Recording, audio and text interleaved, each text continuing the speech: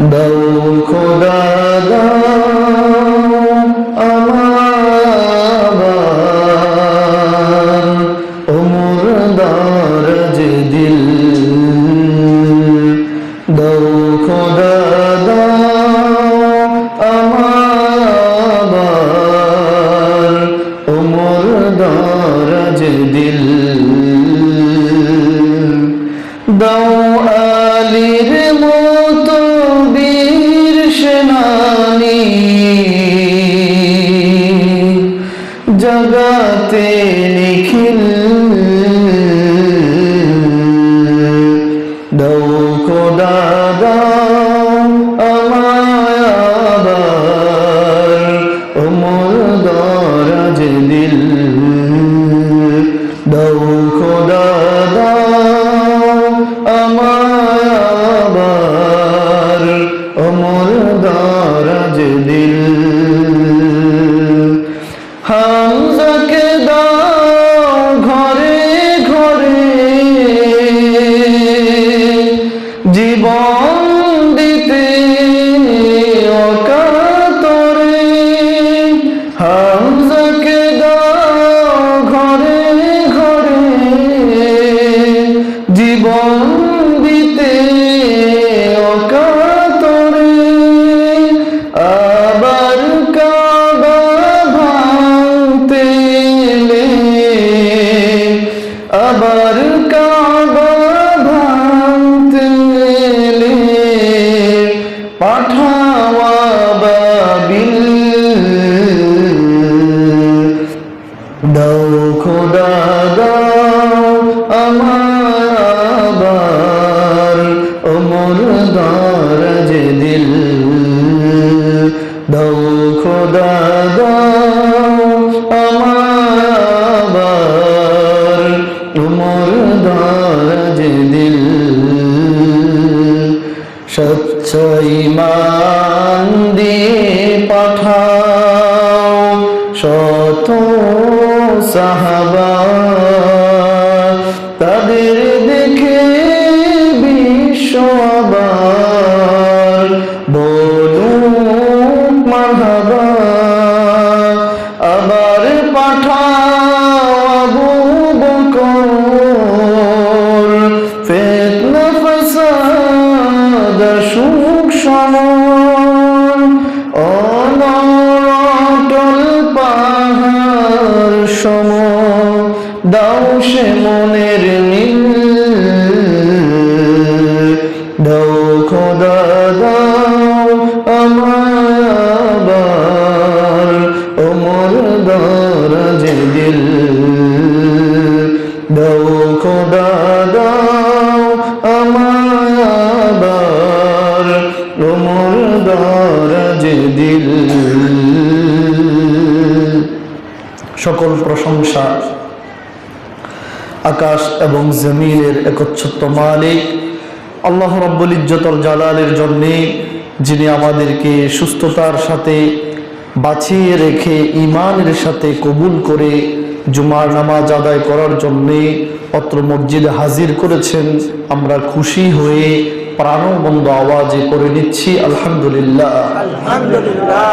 আজকে খুতবাতে আমি কোরআনুল কারীমের প্রথম সূরা সূরাতুল ফাতিহা তেলাওয়াত করেছি। এই সূরাকে সামনে রেখে কিছু কথা বলবো এবং শুনবো। আল্লাহ তাআলা আমাদেরকে বলার এবং শোনার সুযোগ আর তৌফিক দান করুক, আমিন। প্রাইমারি ইনফরমেশন অফ সূরাতুল ফাতিহা। সূরাতুল ফাতিহার প্রাথমিক তথ্য, প্রাথমিক উপাত্ত হচ্ছে কোরআন শরীফের 114টি সূরার দিকে সিরিয়ালের দিক থেকে সূরাতুল ফাতিহার সিরিয়াল রুল নাম্বার হচ্ছে 1।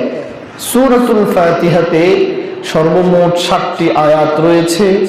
এই সূরাতুল ফাতিহা, আল ফাতিহা শব্দের অর্থ হচ্ছে সূচনা, ভূমিকা, যা দিয়ে শুরু করা হয়, ইন্ট্রোডাকশন, আরবিতে বলা হয় আল মুকদ্দমা। এই হচ্ছে সূরাতুল ফাতিহার প্রাথমিক ধারণা কিংবা তথ্য। সূরাতুল ফাতিহার অনেকগুলো নাম রয়েছে। কোরআন শরীফে অন্যান্য সূরার একটি দুইটি সর্বোচ্চ 3-4টি করে নাম পাওয়া যায়, কিন্তু তাফসীরের কিতাবগুলো ঘাটলে এবং তাফসীরের কিতাবগুলোর মধ্য থেকে জানা যায় যে সূরাতুল ফাতিহার কমসে কম 40টিরও বেশি নাম রয়েছে। জোরে বলুন না সুবহানাল্লাহ। সূরাতুল ফাতিহার একটি নাম হচ্ছে উম্মুল কোরআন। উম্মুল কোরআন, কোরআনের মা। সূরাতুল ফাতিহা হচ্ছে কোরআনের মা। মা বলতে এখানে কেন্দ্রবিন্দু মধ্যস্থ বোঝানো হয়েছে। সূরাতুল ফাতিহার আরো একটি নাম হচ্ছে সূরাতুর রুকিয়া, ঝাড়ফুঁকের সূরা। কোন মানুষ যদি অসুস্থ হয়ে যায়, কোন মানুষ যদি অসুস্থ হওয়ার পরে ইয়াকিন আর বিশ্বাস রেখে সূরাতুল ফাতিহা দিয়ে তাকে ঝেড়ে দেওয়া হয় এবং সে যদি সূরাতুল ফাতিহা পড়ে পানিতে ফু দেয় আর ওই পানি যদি ওই ব্যক্তি পান করে, তাহলে সূরাতুল ফাতিহার উসিলায় আল্লাহ তাআলা ওই অসুস্থ ব্যক্তিকে সুস্থ করে দিবেন। সুবহানাল্লাহ। ইয়াকিন আর বিশ্বাস থাকতে হবে সূরাতুল ফাতিহার উপরে। এর প্রমাণ হচ্ছে আবু সাঈদ খুদরি রাদিয়াল্লাহু তাআলা আনহু থেকে হাদিস এসেছে। আবু সাঈদ খুদরি রাদিয়াল্লাহু তাআলা আনহু বলেন, আমরা একবার সাহাবীদের একটি দল মদিনা থেকে অনেক দূরে ভ্রমণ করলাম, সফরে বের হলাম। এমন সময় আমরা সফরে থাকা অবস্থায় এক দাসী মহিলা এসে আমাদের কাছে আসলেন। এসে বললেন, এই সাহাবীরা শুনো, আমাদের গোত্রের নেতাকে সাপে দংশন করেছে, সাপে কেটেছে। এই মুহূর্তে কোনো ডাক্তার আমাদের কাছে নাই, উপস্থিত নাই। তোমাদের মধ্যে এমন কেউ আছো নাকি ঝাড়ফুঁক করতে পারো, আমাদের এই সাপে কাটা ব্যক্তিকে, নেতাকে সুস্থ করতে পারবে, এমন কেউ আছো নাকি? আবু সাঈদ খুদরি রাদিয়াল্লাহু তাআলা আনহু তখন সূরাতুল ফাতিহা পড়ে সাপে কাটা ব্যক্তিকে ঝাড়লেন, ফু দিলেন। আল্লাহ তাআলা সূরাতুল ফাতিহা দিয়ে ঝাড়ার কারণে, ফু দেওয়ার কারণে সাপে কাটা ব্যক্তিটাকে সুস্থ করে দিলেন। সুবহানাল্লাহ। কি দিয়ে ফু দিলেন? সূরাতুল ফাতিহা দিয়ে। এটা আপনার ঔষধ, মহা ঔষধ, মেডিসিনের মতো কাজ করেছে। দাসী ব্যক্তি বলার পরে আবু সাঈদ খুদরি সূরাতুল ফাতিহা তেলাওয়াত করে তাদের বংশের নেতাকে ফু দিলেন, তিনি সুস্থ হয়ে গেলেন। সুস্থ হয়ে যাওয়ার পরে এবার ওই গোত্রের নেতা খুশি হয়ে সাহাবীদেরকে 30টি সাগীর এবং সাথে করে অনেকগুলো দুধ দিলেন। সাহাবী কেরাম এই হাদিয়াগুলো পেয়ে তারা মদিনাতে গেলেন। কিছু কিছু সাহাবী ভাবলেন, আমরা এগুলো খাবো, এটা জায়েজ হবে কিনা? এটা তো আমরা কোরআনের একটা সূরা তেলাওয়াত করে ফু দিয়ে এনেছি, এটা উচিত হবে কিনা? সাহাবায়ে কেরাম ভাবলেন। অতঃপর রাসূলুল্লাহ সাল্লাল্লাহু আলাইহি সাল্লামকে বিষয়টি জানালেন। নবীজি বললেন, হ্যাঁ আমার সাহাবীরা, এটা তো হাদিয়া, হাদিয়ার মাল তোমরা পেয়েছো, হাদিয়া দেওয়া এবং নেওয়া উভয়টা জায়েজ, কোনো অসুবিধা নাই। তোমরা সূরাতুল ফাতিহার মাধ্যমে যে হাদিয়া পেয়েছো, তোমরা খাওয়ার পরে যদি কোনো অংশ থাকে আমি নবীকে দাও, আমিও খাবো। যদি থাকে আমাকে দাও, আমিও হাদিয়ার মাল কি করব? গ্রহণ করব। হাদিয়া এটা দেওয়া এবং নেওয়া কি জায়েজ। এজন্য আপনার আত্মীয়কে, আপনি কোনো ব্যক্তিকে হাদিয়া দিবেন আবার কখনো নিবেন, এটার মাধ্যমে উভয়ের মধ্যে একটি বন্ধুত্ব, সুসম্পর্ক সৃষ্টি হবে। সুবহানাল্লাহ।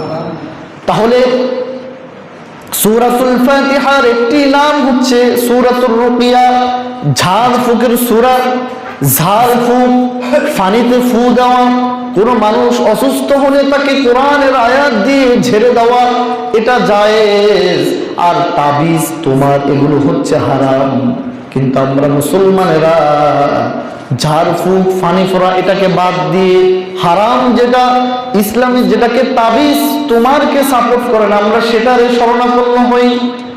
আমরা সব সময় উল্টা কাজ করতে পছন্দ করি।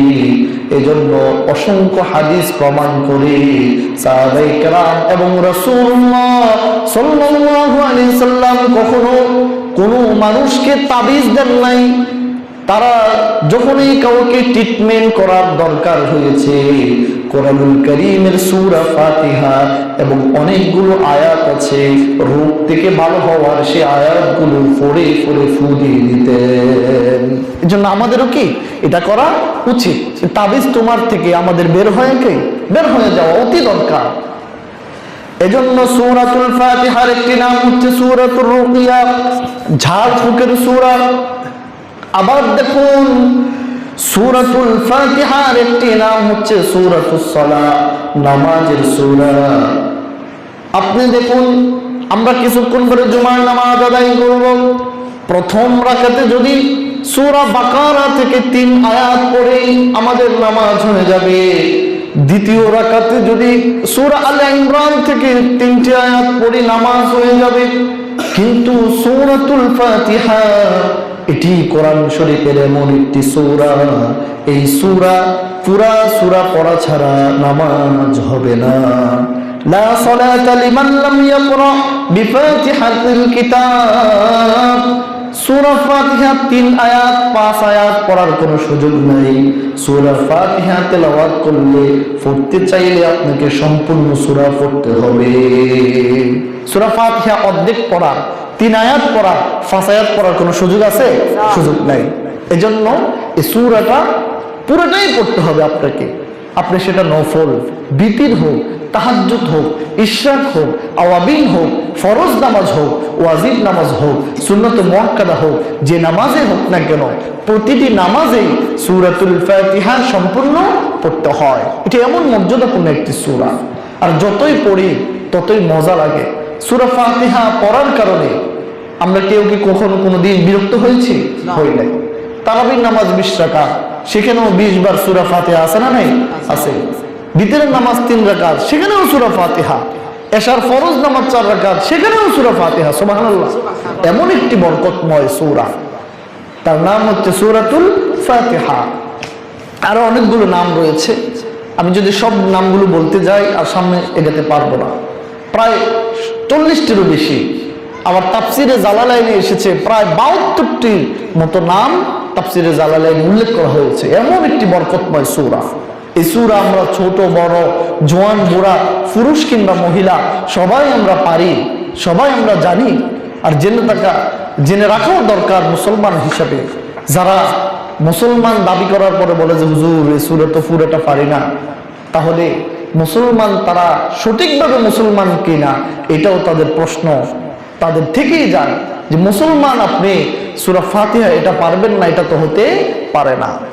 প্রিয় বন্ধুগণ আমার, সূরাতুল ফাতিহা কোরআনুল কারীমের এমন একটি সূরা, সূরাতুল ফাতিহার মাধ্যমে আল্লাহ তাআলা স্বয়ং তার বান্দার মাধ্যমে কথা বলেন। সূরাতুল ফাতিহার মাধ্যমে সরাসরি আল্লাহ বান্দার সাথে কথা বলেন। যেমন দেখুন, বান্দা যখন নামাজে দাঁড়ালো, বান্দা নামাজে দাঁড়িয়ে প্রথম আয়াত যখন তেলাওয়াত করে আলহামদুলিল্লাহি রাব্বিল আলামিন, বান্দা যখন এই আয়াত তেলাওয়াত করলো তার অর্থ হচ্ছে সমস্ত প্রশংসা তামাম জগতের রব, তামাম জগতের প্রতিপালক আল্লাহর জন্য। আল্লাহ তাআলা তখন চুপ থাকেন না। আল্লাহ তাআলা বান্দার এই আয়াতের উত্তর দেন এইভাবে, হামিদানি আবিদি, আমার বান্দা নামাজে দাঁড়িয়ে আমার প্রশংসা করেছে।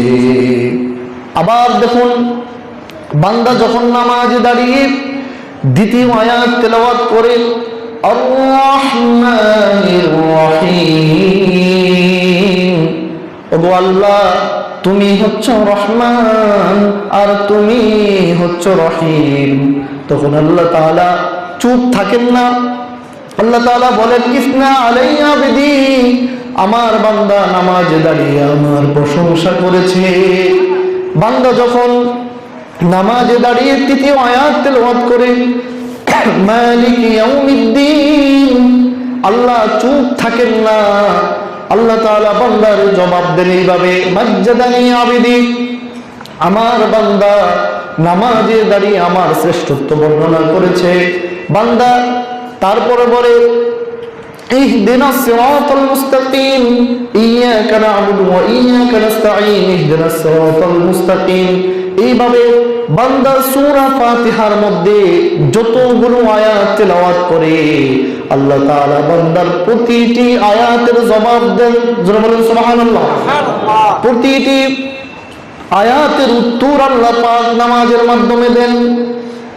এবং সর্বশেষ আল্লাহ তাআলা এই ঘোষণা দেন, আমার বান্দা নামাজে দাঁড়িয়ে আমার এতগুলো প্রশংসা করলো, আমার বান্দা নামাজে দাঁড়িয়ে আমার সাহায্য চাইলো, আমার বান্দা যেহেতু নামাজে দাঁড়িয়ে আমার কাছে তার আবেদন নিবেদন করেছে, আমি আল্লাহ তাআলা এই মুহূর্তে খুশি হয়ে আমার বান্দার সকল চাওয়া আর পাওয়াগুলো আমি কবুল করে নেব। যারা বলেন সুবহানাল্লাহ।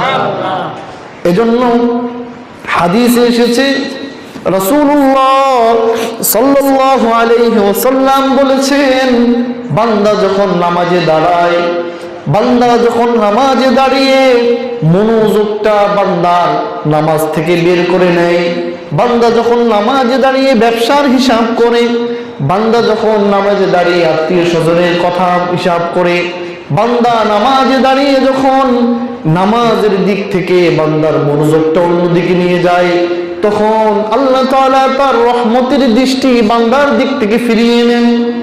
নবীজি বললেন, আর বান্দা যখন নামাজে দাঁড়িয়ে নামাজের মধ্যে তার দৃষ্টি তার ধ্যান খেয়াল নামাজের মধ্যে রাখে, আল্লাহ তাআলা তার রহমতের নজর বান্দার উপরে রাখেন। যেন বলুন সুবহানাল্লাহ।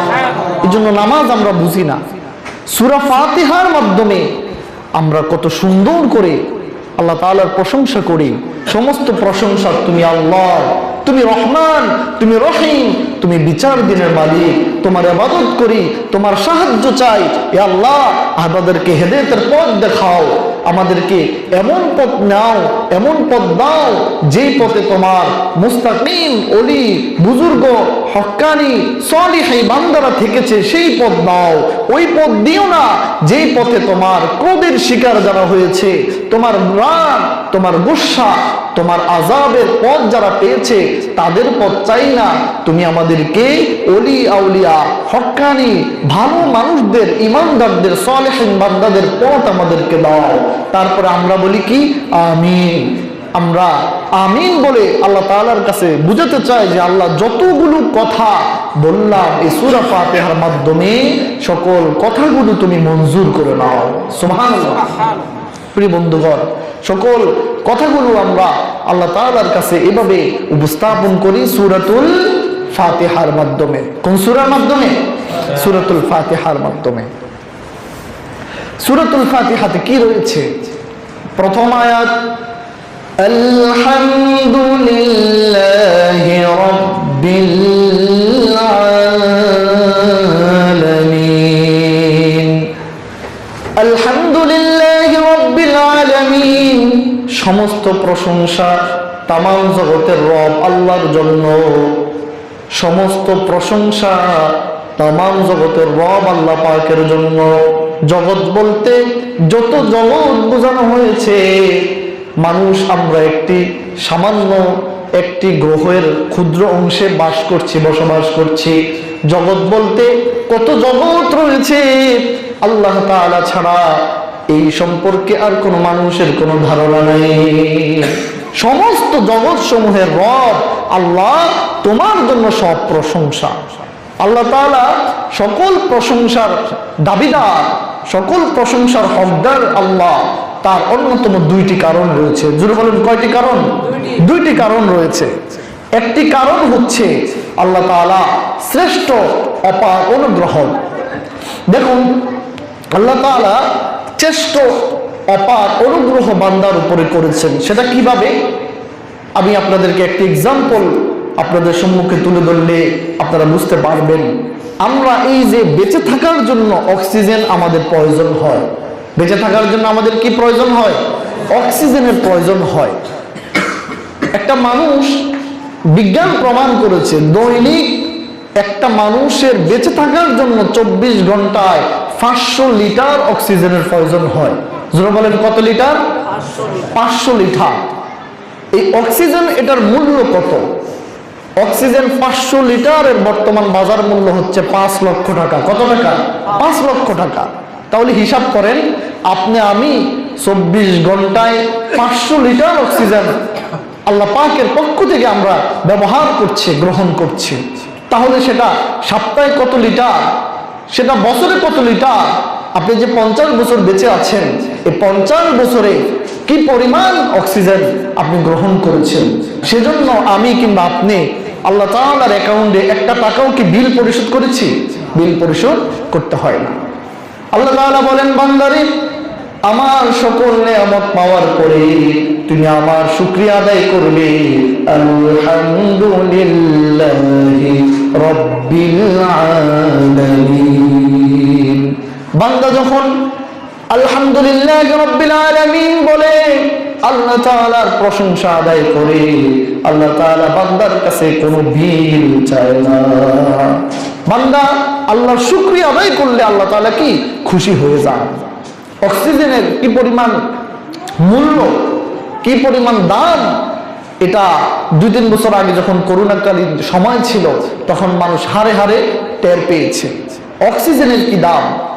করোনা রোগীরা বাঁচার জন্য আপনার অক্সিজেনের সিলিন্ডার নিয়ে টানাটানি অনেক করেছে যে একটু অক্সিজেনের প্রয়োজন।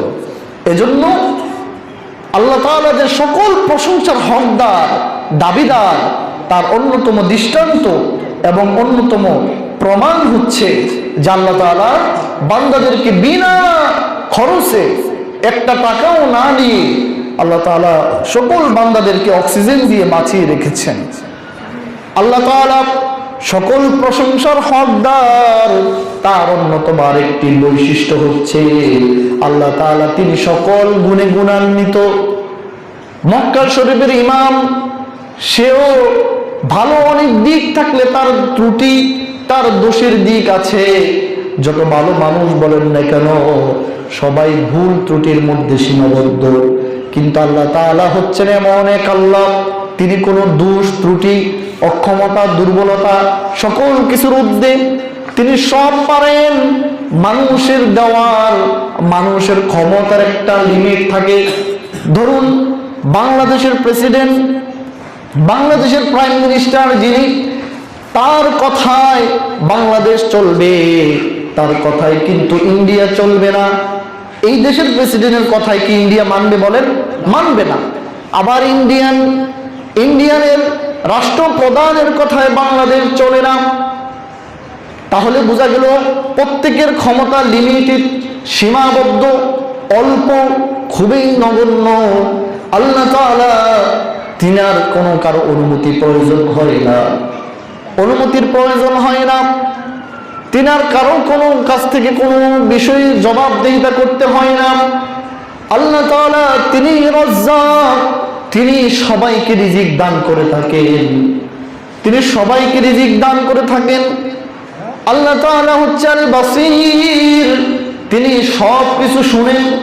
আল্লাহ তাআলা হচ্ছে আস-সামি, তিনি সব কিছু শুনেন, তিনি সব কিছু দেখেন, তিনি সবার রিজিক বিলান। তাহলে বোঝা গেল আল্লাহ তাআলার 99টি নাম রয়েছে। আল্লাহ তাআলার এই 99টি নামের এক একটি নামের এক একটি গুণ রয়েছে। আল্লাহ তাআলা সকল গুণে তিনি গুণান্বিত। সেই জন্য আল্লাহ হচ্ছেন আলহামদুলিল্লাহি রাব্বিল আলামিন। সবাই পড়ুন, আলহামদুলিল্লাহি রাব্বিল আলামিন। সমস্ত প্রশংসা হবে একজনের জন্য। গলার আওয়াজ ছেড়ে দিয়ে বলেন, তিনি কে? আল্লাহর জন্য সকল প্রশংসা হওয়া দরকার, আল্লাহর জন্য প্রশংসা হবে। আজকে আমরা মাইক ফাইলে, রাজনীতির মঞ্চে গেলে আমার নেতা, তোমার নেতার গুণগান করতে করতে আধা ঘন্টা সময় নেয়। সব প্রশংসা আল্লাহর জন্য হবে। এটা হওয়া উচিত মুসলমানদের পক্ষ থেকে। প্রিয় বন্ধুগণ আমার, এজন্য আল্লাহ তাআলা বান্দার কাছ থেকে বেশি বেশি প্রশংসা শুনতে চান। আল্লাহ তাআলা টাকা পয়সা ধন দৌলত স্বর্ণ অলংকার কিছুই চান না। বান্দা আল্লাহ তাআলার শুকর গুজার হোক, এটাই আল্লাহ তাআলা চান। এজন্য নবীজি সাল্লাল্লাহু আলাইহি সাল্লাম বলেছেন, আফদালুয যিকরি লা ইলাহা ইল্লাল্লাহ, সর্বোত্তম জিকির হচ্ছে লা ইলাহা ইল্লাল্লাহ। আর আফদালুয যিকরি আলহামদুলিল্লাহ, আফদালুদ দুআই আলহামদুলিল্লাহ, সর্বোত্তম দোয়া হচ্ছে আলহামদুলিল্লাহ। এজন্য যখন আমাকে আপনাকে কেউ জিজ্ঞাসা করে ভাই কেমন আছেন, মুসলমান হিসাবে বলা দরকার আলহামদুলিল্লাহ ভালো আছি। যদিও আপনি অসুস্থ তাও আপনি বলবেন আলহামদুলিল্লাহ ভালো আছি। যদিও আপনি খাবার খেতে পারেন না তাও বলবেন যে আলহামদুলিল্লাহ খাবার খেতে পারি। আপনি সুখে দুঃখে সুস্থতায় অসুস্থতায় সকল অবস্থা আপনি আলহামদুলিল্লাহ বলবেন। কিন্তু আমরা এমন নাফরমান, একদিন যদি খাবার একটু কম হয় বলি যে হারে খাইতে পারি না, জ্বরে তো শেষ, একবারে চিত্তে গেছি উঠতে গেছি, খাইতে পারি না। তার ভাগে একদিন কম পড়েছে। তারপরে মেয়ের বাড়ির থেকে কোনো কিছু কম হলে পরে ইতারা আরে কি দিয়ে, ইতারা কি আর নুকিস যোগ করবো না? এরকম নাফরমান আছে না নাই? আছে। তারপরে ছেলে বাবাকে এক মাসে একটু কম দিয়েছে, বাবার না শুকুর। স্বামী তার স্ত্রীকে একটু কম দিয়েছে এই মাসে, স্ত্রীর না সুখের আছে না নাই? আমি দেই তোমার সংসার করি, আমি দেই তোমার সংসার করি। মহিলাদের কমন একটা ডায়লগ আছে না নাই? মানে আমি দেই তোমার সংসার করি আর অন্য কেউ হলো তোমার সংসার করতো না। আসলে এ যদি এর সংসার না করতে আর অন্য জায়গায় বিবাহ কি হতো না। এজন্য নাশুকুর করা যাবে না। সমুদ্র পাড়ে গিয়ে বন্ধুরা মিলে সেলফি তোলে, wow this is the river, wow. তারপরে দিস ইজ দ্য পাহাড়, ওয়াও বলে, কিন্তু আল্লাহকে একটা থ্যাঙ্কস, আল্লাহকে একটা ধন্যবাদ দেয় না। সমুদ্রটা এত সুন্দর করে কে বানালো? কক্সবাজারে গিয়ে ছবি তুলে ছবি দেয়, আপলোড দেয়, ওয়াও বলে, বিউটিফুল লেখে, ওয়ান্ডারফুল লিখতে পারে, কিন্তু আলহামদুলিল্লাহ লিখতে পারে না। বান্দা শুকুর গুজার হয় না। বান্দা যখন না শুকুর গুজার করে, আল্লাহ তাআলা বলেন লাইন শাকারতুম লাযীদান্নাকুম ওয়া লাইন কাফারতুম ইন আযাবি লাশাদীদ। বান্দা যদি আমার শুকুর গুজার করত, আমার নেয়ামতের হক যদি আদায় করত, আমি বান্দাকে নেয়ামত বাড়িয়ে দিতাম। আর বান্দা আমার নাশুকুর গুজার করার কারণে বান্দার যা নেয়ামত আমি দিয়েছি তা তো আমি নিবই, চিনিয়ে আনবই, সাথে করে বান্দাকে আমি কঠিন আযাবে, কঠিন শাস্তির মুখোমুখি আমি আল্লাহ তাআলা করব। এজন্য সকল ক্ষেত্রে আমরা কি করতে হবে বলেন? আল্লাহর শুকরিয়া আদায় করে আলহামদুলিল্লাহ বলতে হবে। আপনি অসুস্থ, তারপর আপনার কেউ জিজ্ঞেস করছে কেমন আছেন, আপনি বলেন আলহামদুলিল্লাহ ভালো আছি। আপনার ঘরে খাবার নাই, তাও বলেন আলহামদুলিল্লাহ খাবার নাই। আপনার যত সমস্যা, ব্যবসায় লস, তাও বলেন আলহামদুলিল্লাহ ব্যবসা লস খেয়েছি। কিন্তু আলহামদুলিল্লাহ শব্দটা আগে যদি আপনি আনেন, যুক্ত করেন, সুখে দুঃখে যদি বলেন, আপনার এই নাইয়ের ভিতরে একদিন আল্লাহ তাআলা আপনাকে এমন দেওয়া দিবে, আপনার এলাকাতে আপনাকে সবচেয়ে বেশি দিবে। আপনি শুকুর গুজার আদায় করতে হবে আলহামদুলিল্লাহর মাধ্যমে। কোন শব্দের মাধ্যমে? আলহামদুলিল্লাহর মাধ্যমে। বান্দা যতভাবে আল্লাহ পাকের শুকুর গুজার করে, শ্রেষ্ঠ শব্দ, শ্রেষ্ঠ প্রশংসার শব্দ হচ্ছে আলহামদুলিল্লাহ। বলেন শ্রেষ্ঠ শব্দ কি? আলহামদুলিল্লাহ। তাহলে বান্দা শুকুর গুজার করল, আলহামদুলিল্লাহি রাব্বিল আলামিন, সমস্ত প্রশংসা তামাম জগতের রব আল্লাহর জন্য।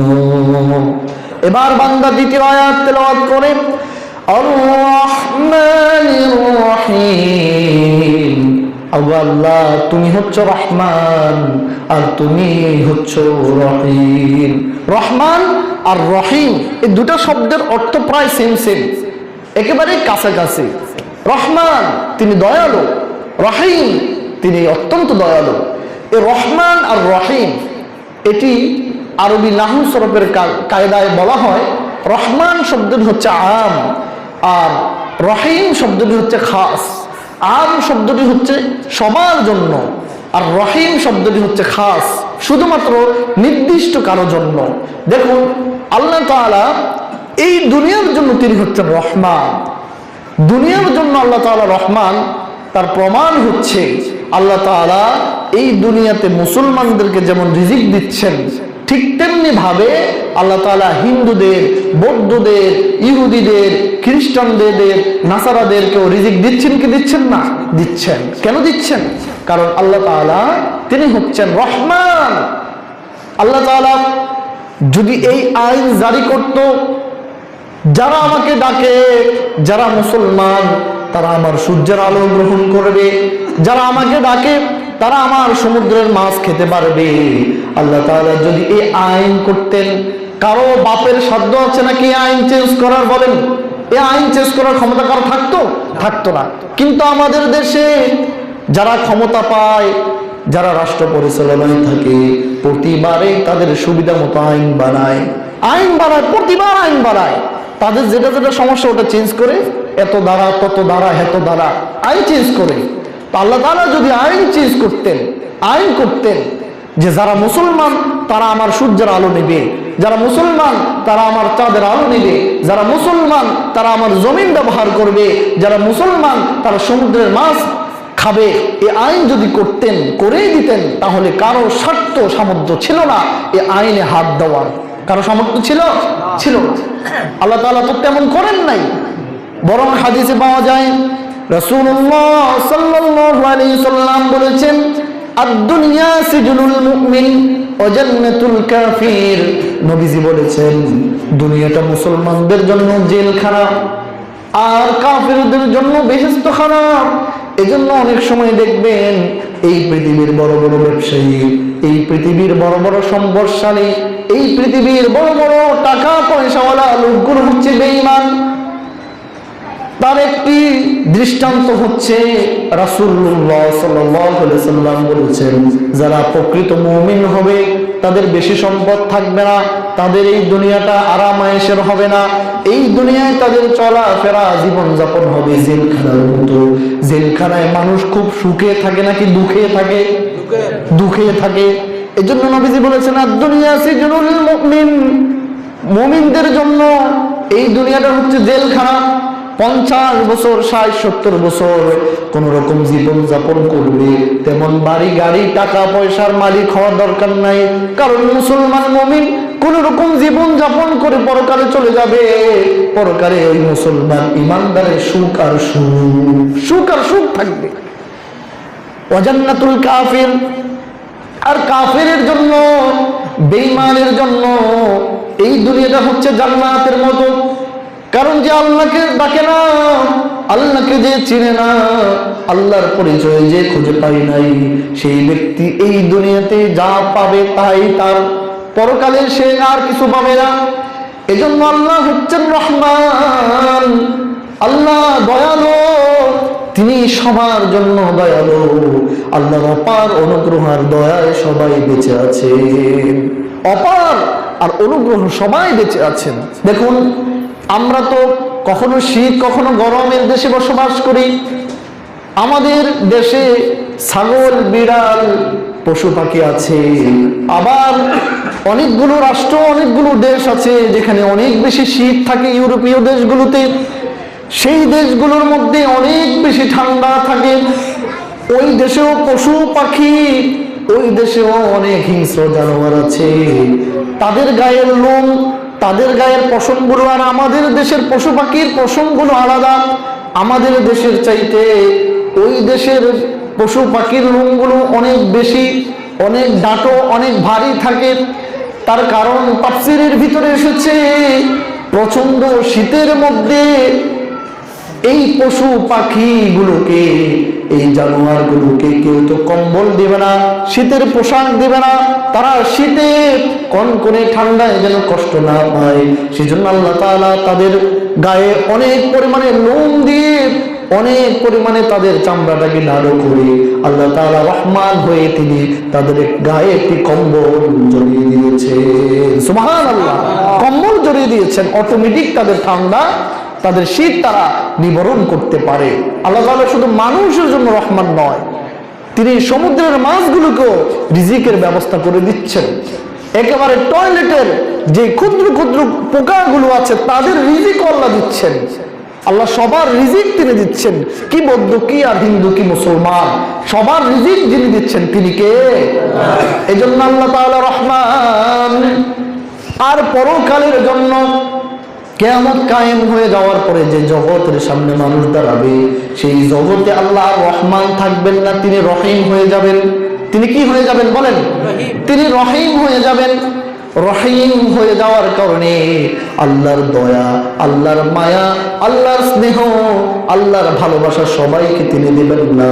আল্লাহ তাআলা পরকালে রহিম হয়ে শুধু ইমানদারদেরকে, মুমিনদেরকে, মুসলমানদেরকে, সলিহিন নেককার বান্দাদেরকে তিনি তিনার রহমত দিবেন।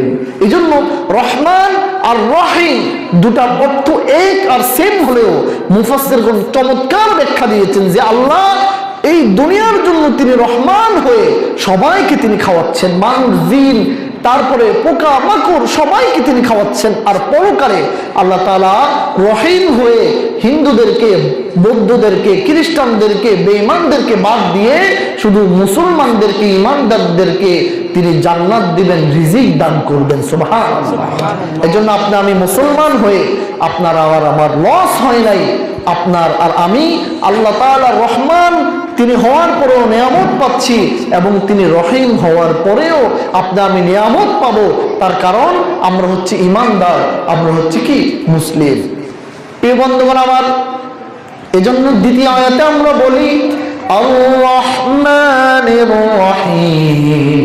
ও আল্লাহ তুমি হচ্ছে রহমান আর তুমি হচ্ছে রহিম।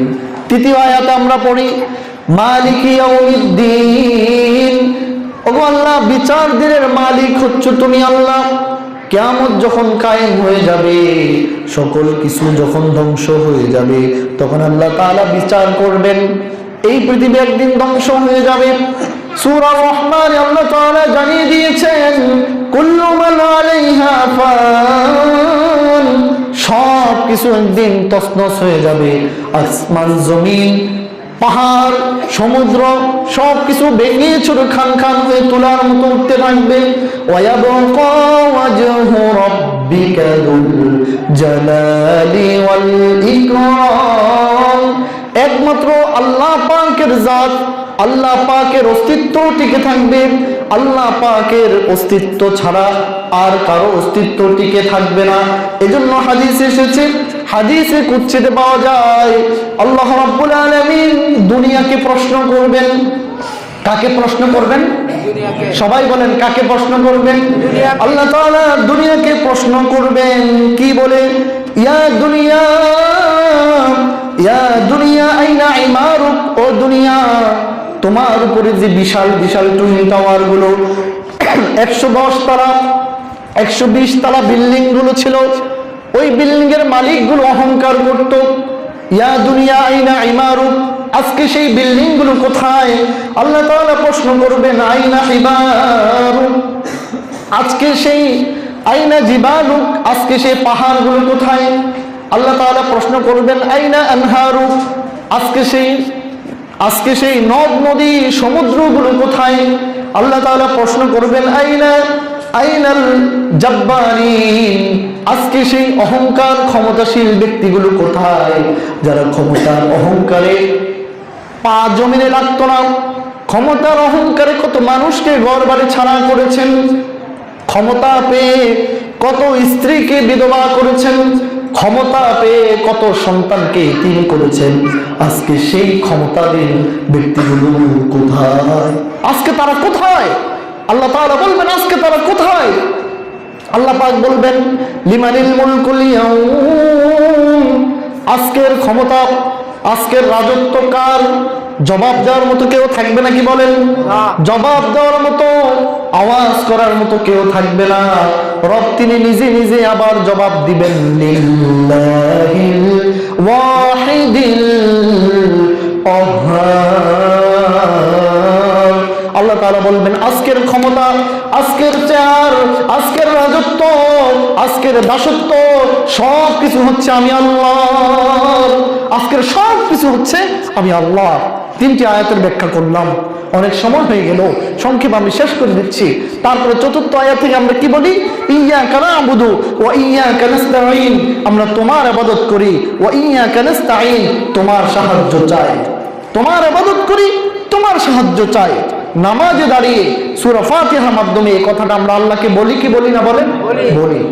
কিন্তু নামাজ শেষ হওয়ার পরে ব্যবসায় লস, মাজারে যে গেলেন, নামাজ শেষ হওয়ার পরে 5 বছরের সন্তান হয় না, মাজারে যে সুতা বাঁধলেন, মাজারে যে ছাগল মান্নত করলেন, মাজারে যে সিন্নি মান্নত করলেন, তাহলে বোঝা গেল নামাজে দাঁড়িয়ে আপনি বললেন ওয়া ইয়্যাকা নাস্তাঈন, ওগো আল্লাহ তোমার কাছে সাহায্য চাই। নামাজ থেকে বের হয়ে আপনি কোথায় গেলেন? আপনি শিরিক করলেন, আপনার ঈমানটা চলে গেল। তারপরে আয়াত আমরা বলি ইয়্যাকা না'বুদু ওয়া ইয়্যাকা নাস্তাঈন ইহদিনাস সিরাতাল মুস্তাকিম, ওগো আল্লাহ তুমি আমাদেরকে হেদায়েতের পথ দেখাও। কারণ ওয়া আলাল্লাহি কসদুস সাবিল ওয়া মিনহা জাইর, এই দুনিয়াতে অসংখ্য আঁকা বাঁকা পথ আছে। এই দুনিয়াতে দেখবেন যত জিনিসের পণ্যটা যত ভালো হয় তার ভেজাল আর নকলটা ততই বের হয়। পণ্যটা যত ভালো তার ভেজালটা এই দেশে তত বেশি বের হয়। এজন্য আমরা হেদায়েত চাই আল্লাহর কাছে। দেখুন আমাদেরকে কত পথে যেতে বলা হয়, সুন্নি, ওয়াহাবি, মাযহাবি, লামাযহাবি, বাটি টুবি, উঁচা টুবি, ফাগরি, তরিকত, ফেডারেশন, কত দল। আমরা অবাক হয়ে যাই কোন পথে আমরা থাকবো। এজন্য প্রতিদিন নামাজে দাঁড়িয়ে আমরা কি বলি? ইহদিনাস সিরাতাল মুস্তাকিম, ওগো আল্লাহ আপনি আমাদেরকে ইহদিনা, সোজা পথ, সরল পথ, সঠিক পথ, আসল পথ, সোজা পথ দেখাও। যেই পথে গেলে পরে তোমাকে পাবো, যেই পথে গেলে পরে রাসূলুল্লাহকে খুঁজে পাবো, এমন পথ আমাদেরকে দেখাও। ইহদিনাস সিরাতাল মুস্তাকিম সিরাতাল লাযীনা আন'আমতা আলাইহিম, ওগো আল্লাহ তুমি আমাদেরকে তোমার নেয়ামত প্রাপ্ত বান্দাদের পথ দেখাও। যেই পথে নবীরা ছিলেন, যেই পথে ওলিরা ছিলেন, যেই পথে সাহাবীরা, তাবিঈরা, তোমার সালিহিন বান্দারা ছিল। আন'আমতা আলাইহিম গায়রিল মাগদুবি আলাইহিম ওয়ালাদ-দাল্লিন, ওগো রব এমন পথ আমাদেরকে দেখায়ও না, এমন পথে আমাদেরকে নিও না যেই পথ ধ্বংসের পথ, যেই পথ ক্রোধের পথ, যেই পথ রাগের পথ, যেই পথে গিয়ে ঈমান হারায়, ওই পথ তোমার কাছে চাই না। তারপরে আমরা বলি ওয়ালাদ-দাল্লিন আমিন। ওগো আল্লাহ সূরা ফাতিহার মাধ্যমে যতগুলো কথা বলেছি